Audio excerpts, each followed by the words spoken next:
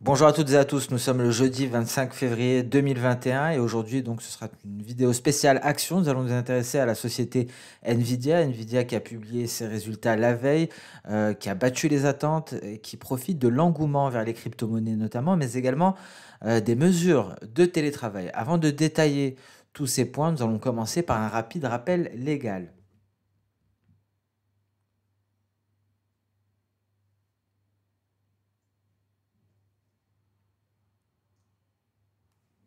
Après ce rappel légal, nous allons enchaîner sur quelques points concernant la société, une rapide présentation. C'est une entreprise américaine qui est spécialisée dans la conception de processeurs graphiques, de cartes graphiques et de puces graphiques pour PC et consoles de jeux, dont la Xbox, la PlayStation et la Nintendo Switch.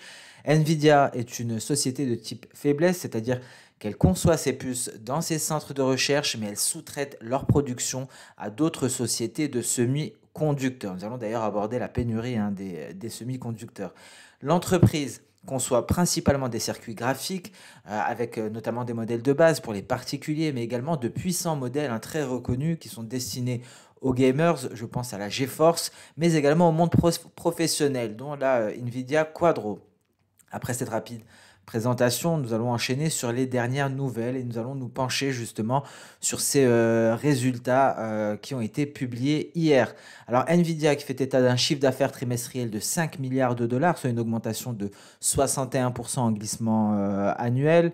4,82 milliards de dollars étaient attendus. Les ventes des centres de données ont augmenté de 97% en glissement annuel pour atteindre 1,9 milliard de dollars. Et les revenus issus des jeux ont augmenté de 67% en glissement annuel pour atteindre les 2,5 milliards de dollars. L'EBIT de son côté est passé de 1,22 milliard de dollars au quatrième trimestre 2020 à 2,09 milliards de dollars actuellement, contre 1,97 milliard de dollars attendu. Le revenu net s'est élevé à 1,59 milliard de dollars, soit une hausse de 66% par rapport à l'année précédente. Et le bénéfice par action, le BPA, est passé de 1,89 à 3,10 dollars.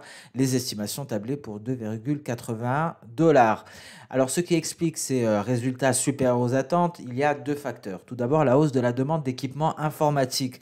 Bien entendu, en raison des mesures de télétravail suite à la pandémie de coronavirus, mais aussi et surtout la hausse des ventes de cartes graphiques en raison de l'explosion des cours des crypto-monnaies, notamment du Bitcoin. Il faut savoir que les cartes graphiques de Nvidia sont utilisées pour miner du Bitcoin et la récente hausse des cours a suscité un regain d'intérêt pour le mining.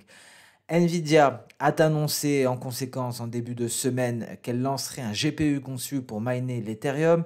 Nvidia prévoit même de commencer à vendre du matériel dédié au mining aux sociétés qui exploitent des crypto-monnaies à l'échelle industrielle à partir du mois de mars.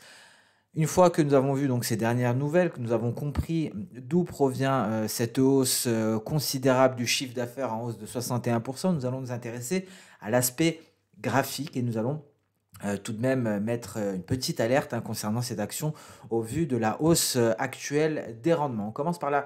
On va, excusez-moi, d'abord étudier les chiffres des ventes. On voit qu'il y a eu un bond justement suite à la pandémie, un bond considérable. Il y a eu une hausse des commandes du matériel informatique pour les particuliers. Cela est dû aux mesures de télétravail et la demande des cartes graphiques a également été stimulée par le rebond, nous l'avons dit, du marché des crypto-monnaies. Et devant vous, vous pouvez voir sur ce graphique la hausse considérable des chiffres de la société Nvidia. Nous passons sans plus tarder sur la partie graphique en données journalières. Alors ça a été plutôt mitigé lors de la publication des résultats. On a oscillé entre hausse et baisse. Tout d'abord, que s'est-il passé avant? Il faut savoir qu'au T4 2020, on évoluait dans un range qui est matérialisé ici par ce rectangle jaune. Le début d'année 2021, aucun changement sur ce rectangle vert.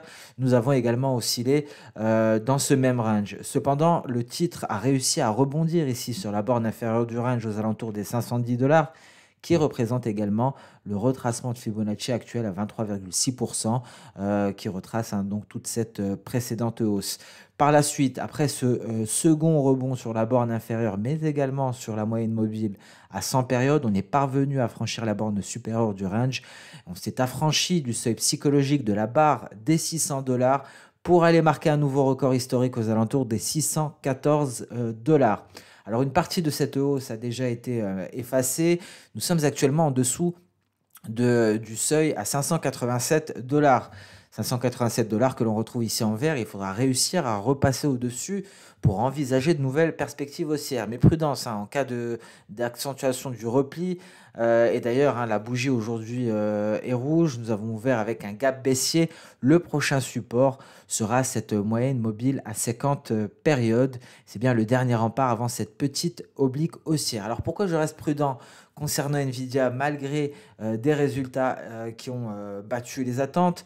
On va en parler à la fin. On va d'abord se justifier d'un point de vue graphique et ensuite d'un point de vue contexte de marché. D'un point de vue graphique, en hebdomadaire, on voit que nous avons atteint ici un objectif majeur. C'est une projection d'Osoda qui met un terme à cette vague haussière, hein, qui avait été initiée au contact de cette moyenne mobile à 100 semaines. À ce niveau-là, hein, c'était à la fin de l'année 2015 et ça finalise donc cette vague haussière avec un objectif, une projection aux alentours des $562.